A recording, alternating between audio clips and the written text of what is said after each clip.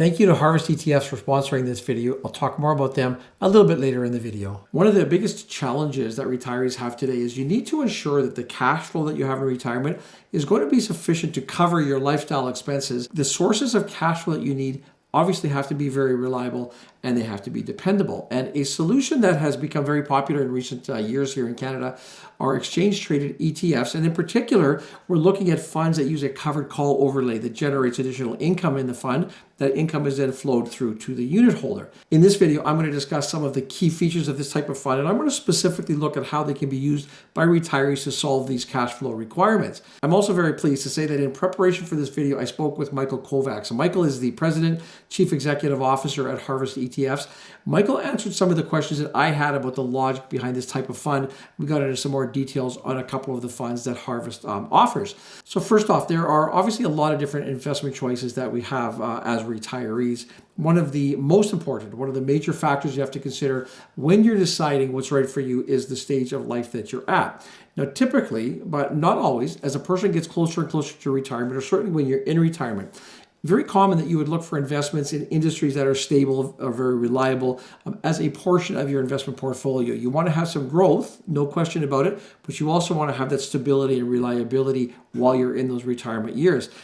Ideally, you're looking for a type of investment that offers a combination of the two, some realistic growth opportunities, but also provides a good source of income. A couple of industries that meet these criteria and that I personally invest in that sort of jump out at me are the healthcare industry. I mean, this is something that is just going to keep growing and growing, and aging population. It's just going to become a bigger and bigger part of the investment landscape. And the second sector is the utility space, which provides services that we use on a daily basis, things like heat, electricity to our homes, water.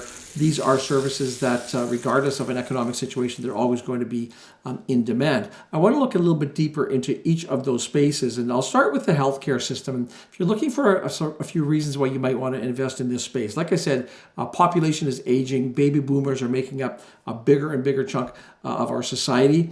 Life expectancy is increasing. That's putting additional stress on the healthcare space. Obesity and diabetes, these are a couple of conditions that are becoming more and more common and obviously require some medical care. Technological advances that are keeping us alive longer, just exacerbating that problem. And then finally here, the global pandemics. And we've just obviously what we've been through with the COVID-19 scare. Healthcare isn't just a regional issue anymore. It's something that can happen, start around the world, and it can affect us here in Canada, in North America, or something here could start that could affect us around the world. Some reasons that I might want to invest in utilities. On the shorter term, I think that utilities should be benefiting from probably an upcoming drop in the interest rates cycle. When I look at it from a longer term basis, obviously the utility space is very stable. It provides regular, reliable dividends. That's something that we really want in our retirement years. Also, downside protection against recessions. This is something that, although when there's a recession, the markets drop in general, a utility company will probably go along with that. But as we'll look at in a few minutes, the volatility is less than you would expect from the broader market. The fact that a lot of utility companies are regulated, that has its pros and its cons. But one of the pros to it is that, again, the revenues are assured coming in there. And also, there's a very long runway ahead of us in the renewable energy space. And most of these large global utility companies nowadays, they're also shifting much into the renewable energy space. So there's a lot to look forward going ahead there. Now, I'm going to go into a little bit more detail on a couple of the Harvest funds, and you can see how they fit the bill for this type of investor. But first, I want to chat just for a second about covered calls, because I did allude to this earlier. And one of the strategies that an ETF can use is what's called a covered call overlay.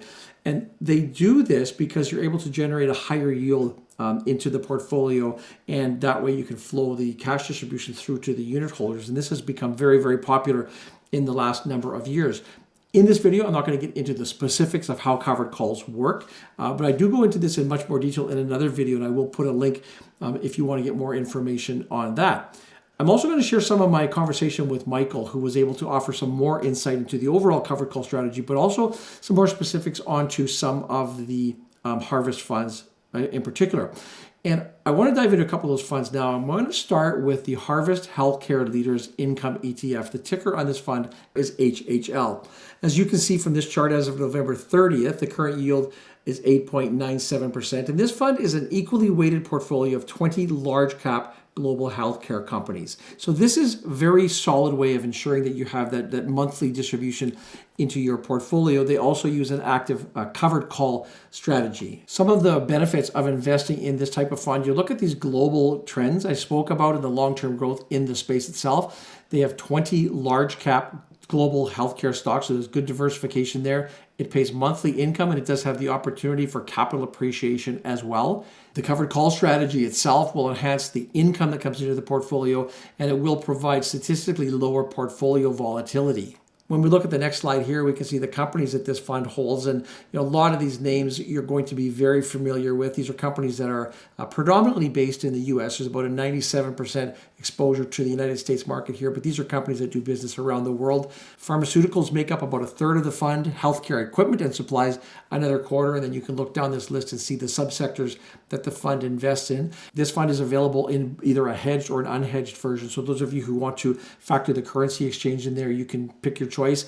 The orange line here in this chart is hedged, the blue is unhedged, and you can see over the last 5 years the difference that the currency play has made. The management fee on the fund is 0.85%. It is eligible for your RSP, your RIF, your RESP, or a TFSA. As I mentioned, there are these three versions actually. There's the hedged fund, there's the unhedged fund, and there is a US dollar fund. Now, I also want to talk about the Harvest Equal Weight Global Utilities Income ETF, HUTL is the ticker on this fund. The fund invests in 30 global utility companies, and it covers utilities, telecommunications, oil and gas storage, and transportation. So you can see this is what I was talking about earlier as far as having the breadth of the sector involved in your investment strategy. A couple of other things I want to talk about in this fund here. It has a large cap global utility stocks, very sustainable cash flows. It is designed for investors who are looking for a defensive position. It does provide that income, but it also does provide some more downside protection. It does have a lower correlation of volatility when compared to the broader market. It does use a covered calls strategy, just like the healthcare fund, and that's used to bring additional income into the portfolio. Now, this fund is available only in a hedged version. On this next slide, you can see some of the companies that the fund invests in, and there is more Canadian exposure in this. You'll recognize some of the names on this list here. But Canada has about 23% of the portfolio. United States is still the leader at 40%. It's about 1/3 in utilities, about 30% in diversified telecom services. And again, you can look down here and see where the money in this fund is put in. Now, I talked a little bit about volatility and how important it is that you have the stability of a portfolio when you're retired. And when we look at this chart here, you can see that the fund is currently trading at a beta of 67 versus the TSX. So that means basically 2/3 of the volatility of the TSX you will experience in this fund here. So it is a lower volatile fund than the broader Toronto Stock Exchange market here. And again, you would sort of expect that given the diversification within the fund, something we want to look for. I do want to jump now to the interview portion. The first question I asked Michael, I mentioned that I know that Harvest itself has a long track record of using covered calls to generate this extra income into a portfolio. And I asked Michael what personally got him involved in covered call. What was the impetus be that he had for going this route? This is what he had to say. I actually appreciate the question because it gives us a chance to talk a little bit more about the history of Harvest. When we launched the company back in 2009, you had a lot of high yielding stocks. I mean, you could get 11%, I think, on BMO at the time, or 9% on CIBC.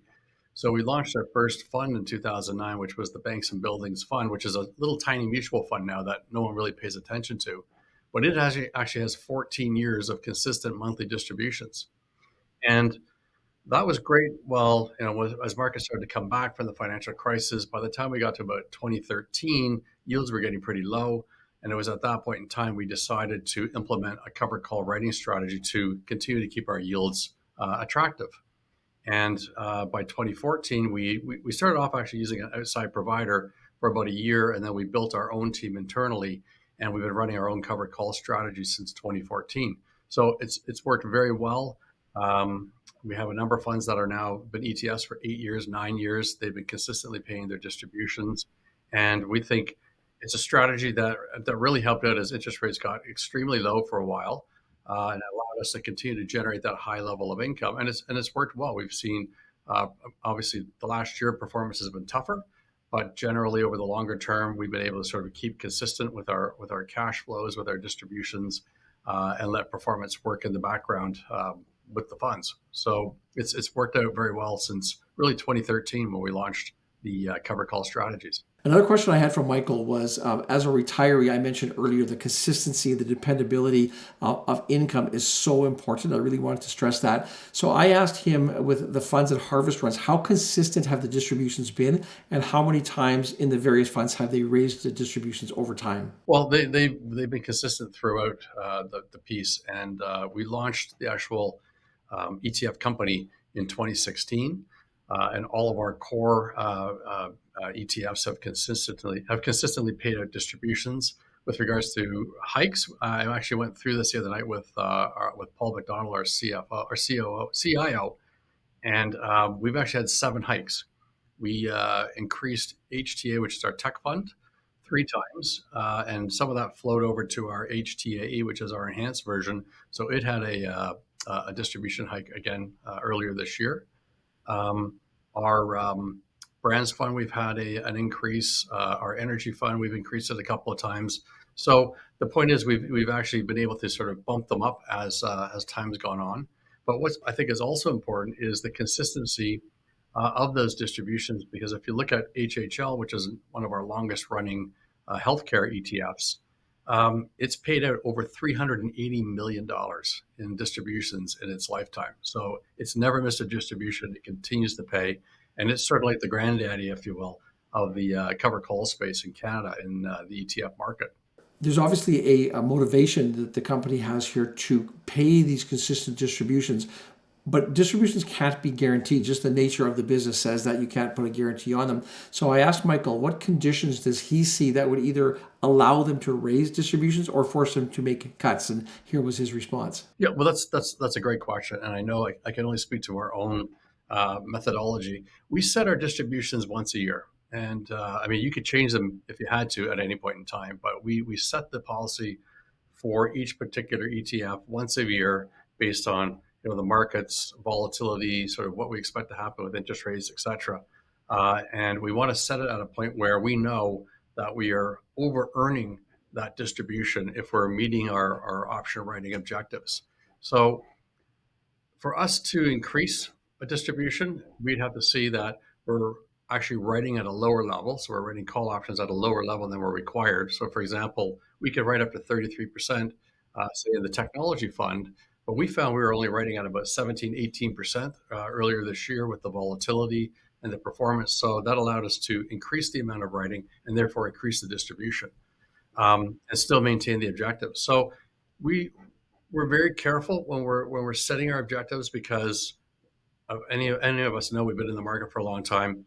Expect sooner or later a 30% drop. Markets do 3 or 4 times in a century. You can get 50% drops. So we try to factor that in, sort of the what if scenario, and we stress test the ETFs for those distributions. On the other side of the token, if we had to reduce the distribution, it's almost the same thing. If we saw that we were under earning, we were running at the maximum level, we couldn't maintain that distribution. We don't want to start encroaching on capital. So at that point in time, we would start to reduce the distribution. Luckily, that hasn't been the case, but you have to look at both sides when you're setting your distribution amount. I also asked Michael to comment specifically on the two spaces that I was looking at in this video here, the utility sector, the healthcare space, because again, those are two spaces that I identify as being pretty important for a retiree's portfolio. And I know from reading some previous material that he is pretty excited right now about the utilities fund, HUTL. I asked him what in particular he could share with us does he like about that space now and just in general. Well, you're right. We are excited about it for a couple of reasons. One, as you've mentioned, people have to keep the lights on, they have to keep the heat on, they need water, they need electricity. So utilities play a very important role in our day-to-day lives. But we're also at a point in time, excuse me, where, and we've all seen it recently, where it looks like the interest rate cycle has peaked and is starting to decline. Even with the Fed's announcement the other day, we were surprised. We thought they might be a little more hawkish, but they really struck a dovish tone. And if you see interest rates start to drop off 25, 50, 75 basis points over the next year, that's going to have a huge effect on interest rate sensitive sectors like utilities, because when rates were rising, a lot of the interest rate sensitive sectors got beaten up. Now we're starting to see the opposite happen, where long-term utilities will probably start to see a nice move up in their stock prices, as well as that generation of income. So for that reason, we're excited about that, for that potential move on interest rates and how it's going to affect the utilities market. I also spoke with Michael about HHL, the other fund that we looked at here, the healthcare fund that we talked about a little bit earlier. And I asked Michael, why did he feel, if you're looking at this point in time, why is HHL a worthwhile pickup at this stage that we're in right now? Again, going back to one of your points earlier, it's healthcare is considered a defensive good, and by that we mean, whether the economy is strong or weak, people need medical treatment, they need operations, there's medical equipment that's required, drugs and services, and hospital services, insurance services. These are all sort of superior goods and are required throughout someone's life. And as we get older, we need more of these goods. And then also we've got a situation in the Western world where you've got a very developed economy with an aging population. So more of our money is being spent on healthcare. And then on the developing world side, you've got, as those economies get wealthier, they're spending more of their GDP on healthcare. So generally, we think we love the sector internationally, globally, and we think there's great wins behind it for the long term. One of the reasons why we're excited as well about healthcare is last year, well, 2023, 2022, actually, the sector held up very well when markets were starting to get beaten up. But, healthcare stocks got beaten up this year. And we think, again, there's a great opportunity here. Nothing's changed. They're great businesses. We make adjustments within our portfolio in areas that we think might perform better going forward. And then we've got that steady covered call writing, which helps us generate that income consistently every month. And we talked about the 380 million we've paid out on that fund so far. So great sector, long-term growth dynamics behind it, and steady cash flow. So we're very, again, excited about that sector going forward. So that gives us some pretty good insight into the way that Michael and the team there at Harvest run the funds. I was just signing off to Michael, and I did note that one of their funds, HTA, it's the Harvest Tech Achievers Growth Income ETF. And I noticed when I was preparing for this video that it had just won a second consecutive Lipper Award. That's a pretty big thing in the fund industry. So I just asked Michael if he would expand on that and share that news with us. Yeah, no, I'd love to. We'd love to share our successes. That's that whole sector, technology, and we're talking about healthcare and utilities, but I mean, whether it's on what we're doing right now, this communication through technology, our phones, our cars, our refrigerators, everything seems to be tied to technology more and more in our lives. And that's just been a great sector, and we've got a great manager running that portfolio, which is James Learmonth, and James has been very good at sort of reallocating, whether he's more into semiconductors right now and lightening up on equipment. He's just done a fantastic job of sort of positioning that fund in the large cap areas of the tech market. And then again, adding back in your income, that's just helped that fund have a good, consistent distribution and track record over the last 3 to 5 years, which is what we've been winning these awards for. So it's 2 in a row that we've picked up now. Again, great sector, and I think we got a great manager behind it. So if you are looking for that consistent, that reliable cash flow in your retirement that goes through strong global sectors, that's the way I invest my portfolio to provide me with my retirement income. You can go ahead and check the links in the description. I will put some more information there on the Harvest funds in particular. I will also put a link for our Investing Academy. And as always, I thank you for watching this video. I look forward to seeing you in the next one.